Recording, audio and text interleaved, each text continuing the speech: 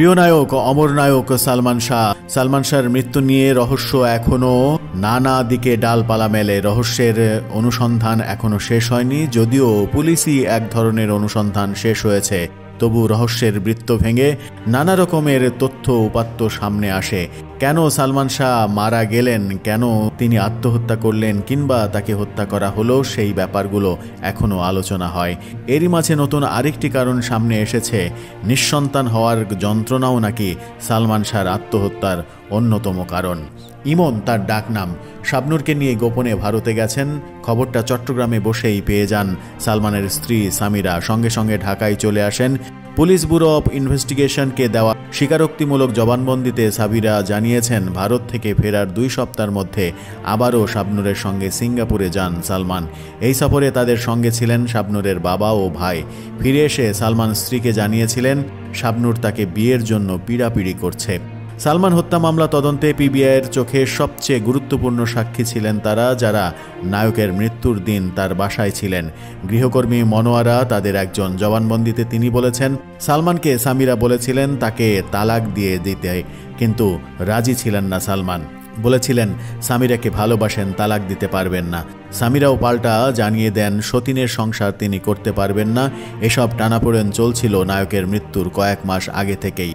স্ত্রীর সঙ্গে দূরত্ব মেটাতে শেষ দিকে উদ্যোগীও হয়েছিলেন সালমান। শাবনূরের সঙ্গে কাজ কমিয়ে দেওয়ার চেষ্টা করেছিলেন। সালমান শাহ মৃত্যুর পর রমনা থানার পুলিশ, ঢাকা মহানগর পুলিশের গোয়েন্দা বিভাগ, পুলিশের তদন্ত বিভাগ এবং র্যাবের হাত ঘুরে আদালতের নির্দেশে 2016 সালের শেষ দিকে তদন্তের দায়িত্ব পায় পিবিআই। এর আগে 2 দফা বিচার বিভাগীয় তদন্তও হয়। 44 জনের সাক্ষী গ্রহণ করে পিবিআই। নির্মাতা মুশফিকুর রহমান গুলজারও ছিলেন এই তালিকায়। পিবিআইকে দেয়া গুলজারের বয়ানে সালমানের এমন সিদ্ধান্তের আঁচ পাওয়া যায়। তিনি বলেছেন, সালমান এবং শাবনূরকে নিয়ে সিনেমা করার জন্য তিনি সালমানের বাসায় গিয়েছিলেন। তখন সালমান জানান, নায়িকা নিয়ে তার আপত্তি আছে। বিয়ের জন্য চাপ দেওয়ার পর শাবনূরকে নিয়ে আর কাজ করতে চাচ্ছিলেন না সালমান। অনেক পরিচালককে ফিরিয়েও দিয়েছিলেন। তবে শেষ পর্যন্ত এই জটিল পরিস্থিতি থেকে বেরিয়ে আসতে পারেননি কিন্তু নায়ক। সমাধান খোঁজেন নিজেকে শেষ করে দিয়ে জীবন থেকে মুক্তি পাবার। পিবিআইয়ের তদন্তে শাবনূরের সঙ্গে সম্পর্ক ছাড়াও সালমানের আত্মহত্যার অন্যতম একটা কারণ হিসেবে উঠে আসে সালমান সামিরার কোনো সন্তান না হওয়া। এ নিয়ে পুত্রবধূর প্রতি ব্যাপক অসন্তুষ্ট ছিলেন সালমানের মা। হতাশ ছিলেন সালমানও। সামিরা কয়েকবার চিকিৎসকের কাছে যান, তবে ডাক্তারি পরীক্ষায় সন্তান না হওয়ার ক্ষেত্রে সামিরার কোনো সমস্যা ধরা পড়েনি। মৌলভীবাজার থেকে ডলি নামের এক নারীকে ঢাকায় নিয়ে এসেছিলেন সালমানের মা নীলা চৌধুরী। একবার ডলিকে মারপিট করলে তিনি পালিয়ে যান। ওমর নামের 3 বছর বয়সী এক ছেলে ছিল ডলির। সালমান ভীষণ ভালোবাসতেন ওমরকে। মায়ের বাসা থেকে তাকে নিয়ে আসেন নিজের কাছে। তাকে নিজের সন্তানের মতোই ভালোবাসতেন সালমান।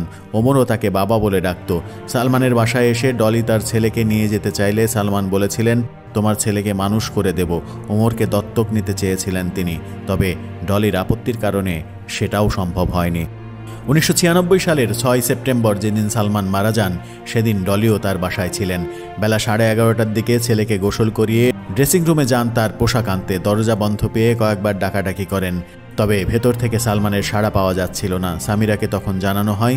সালমানের ব্যক্তিগত সহকারী আবুলও আসে। সবাই মিলে ডাকাডাকি করেও যখন কোনো সাড়া শব্দ পাওয়া যাচ্ছিল না, তখন চাবি এনে বাইরে থেকে ড্রেসিং রুমের দরজা খোলেন সামিরা। এর পরের দৃশ্যেও যা দেখা যায় তার জন্য কেউই আসলে প্রস্তুত ছিলেন না। সিলিং ফ্যানের সঙ্গে গলায় ফাঁস ঝুলিয়ে ঝুলছে সালমানের দেহ। চিৎকার করে দৌড়ে গিয়ে সামিরা এবং গৃহকর্মী মনোয়ারা সালমানের পায়ের দিক থেকে উঁচিয়ে ধরেন। মই নিয়ে আসেন আবুল। রান্নাঘর থেকে বটি আনে ডলি। সিলিং ফ্যানের সঙ্গে দড়ির ফাঁস লাগানো রশিটা কেটে দেয়া হয়। নিচে নামিয়ে আনা হয় অচেতন সালমানকে।